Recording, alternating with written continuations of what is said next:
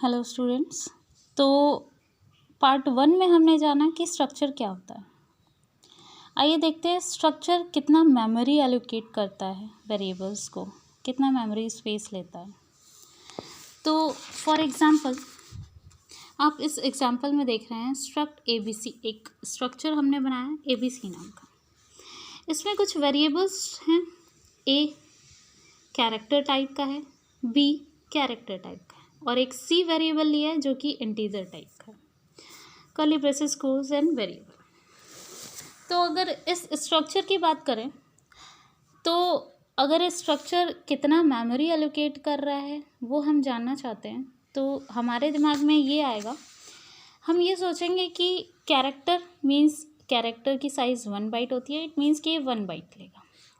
Character B ये भी character है तो ये भी 1 बाइट लेना चाहिए। कैरेक्टर C ये इंटीजर टाइप का है और हम अच्छे से जानते हैं कि इंटीजर की जो मैक्सिमम रेंज होती है वो 2 to 4 बाइट होती है, तो हम 4 बाइट मान के चलते हैं। इट मीन्स इन तीनों की साइज़ अलग अलग हम देख ली। इट मीन्स अगर मैं पूछूं कि मेमोरी एलोकेट कितना करेगा ये पूरे डेटा के लिए, तो हम कहेंगे 4 + 1 + 1 दैट इज़ 6 बाइट। इसका मतलब ये 6 बाइट मेमोरी एलोकेट कर रहा है, बट ये गलत है। ये 6 बाइट एलोकेट नहीं करेगा। ये कितना करेगा? 8 बाइट्स। कैसे 8 बाइट्स एलोकेट करेगा, आइए जानते हैं। प्रोसेसर एक टाइम पे एक बाइट को एक्सेस नहीं करता है, प्रोसेसर एक टाइम पे एक वर्ड को एक्सेस करता है और वर्ड मीन्स होता है 4 बाइट। 1 वर्ड = 4 बाइट होता है। और हम बात करें अगर आर्किटेक्चर की या प्रोसेसर की, तो 32 बिट आर्किटेक्चर या 32 बिट प्रोसेसर में 1 वर्ड = 4 बाइट होता है, यानी कि processor at a time 1 word को एक्सेस करता है 4 बाइट्स।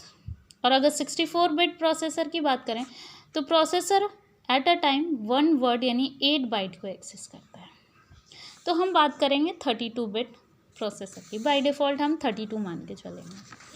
तो 1 वर्ड यानी कि प्रोसेसर एक टाइम में 4 बाइट एक्सेस कर रहा है, तो 4 बाइट्स। अब अगर इसकी बात करें इस स्ट्रक्चर की, तो एक बाइट हमने A वेरिएबल को दिया है, तो दैट इज़ एक बाइट हमने A वेरिएबल को दे दिया। एक बाइट हमने दे दिया B वेरिएबल को। ये बाइट हमने B वेरिएबल को दे दिया। इंट C को चाहिए 4 बाइट्स, तो हम कहेंगे 1 2 3 एंड 4। ये 4 बाइट्स हमने दे दिया C को। बट हमें पता है अच्छे से कि processor at a time 1 word को ही एक्सेस करता है, मतलब जब भी वो इस वर्ड को एक्सेस करेगा तो कैरेक्टर को तो पूरी तरह एक्सेस करेगा, कैरेक्टर B को भी पूरी तरह एक्सेस करेगा, बट जब भी वो C को एक्सेस करेगा तो ओनली 2 बाइट ही कंसीडर किए जाएंगे, 2 बाइट को ही वो एक्सेस कर पाएगा, जो कि पूरी तरह गलत है। अगर हमें एक्सेस करना है C को तो हमें उसके 4 बाइट्स कंसीडर करने पड़ेंगे, और वो 4 बाइट इस तरीके से, अगर C को एक्सेस करने के लिए 4 बाइट्स अगर कंसीडर करना है तो हमें 2 वर्ड्स की ज़रूरत पड़ेगी। 1 + 1, आधा इसमें, 2 बाइट्स इसमें एंड 2 बाइट्स इसमें। इट मीन्स कि प्रोसेसर 1 वर्ड में एक साइकिल ले रहा है। अगर एक साइकिल की बात करें तो उसमें 4 बाइट्स हैं, तो C को एक्सेस करने के लिए उसे 2 साइकिल्स की ज़रूरत पड़ रही है। 2 bytes for 1 cycle, 2 bytes for another. And आप देख रहे हैं कि यहाँ पे जो 2 साइकिल्स, सेकेंड साइकिल में ये जो 2 ब्लॉक्स हैं वो वेस्टेज हो रहा है, मेमोरी हमारी वेस्ट हो रही है। तो वेस्टेज का कॉन्सेप्ट स्ट्रक्चर में होता ही है, बिकॉज वेस्टेज होता है स्ट्रक्चर में मेमोरी का।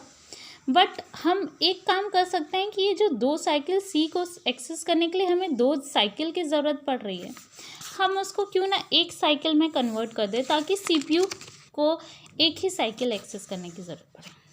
CPU के साइकिल का वेस्टेज ना हो, मेमोरी का तो वेस्ट होगा बट साइकिल का वेस्ट ना हो। तो उसको दूर करने के लिए हमारे पास एक प्रोसेस स्ट्रक्चर में एक डेफिनेशन होती है, that is called structure padding. तो स्ट्रक्चर पैडिंग हम जानेंगे क्या होती है।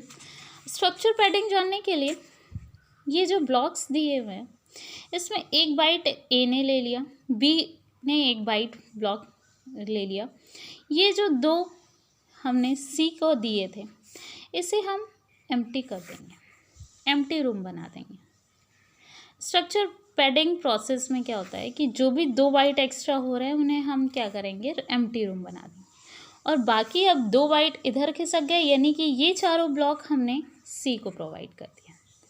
अब आप देख सकते हैं जब भी सी को एक्सेस कर, ए तो पूरी तरह एक्सेस होगा वन साइकिल में, बी भी पूरी तरह एक्सेस होगा, और जब भी सी को एक्सेस करेंगे तब एक ही साइकिल की ज़रूरत पड़ेगी। Instead of using 2 cycles we use only 1 cycle. तो स्ट्रक्चर पैडिंग की हेल्प से हम साइकिल को रिमूव कर सकते हैं, बेटर वे ऑफ प्रेजेंटेशन बना सकते हैं।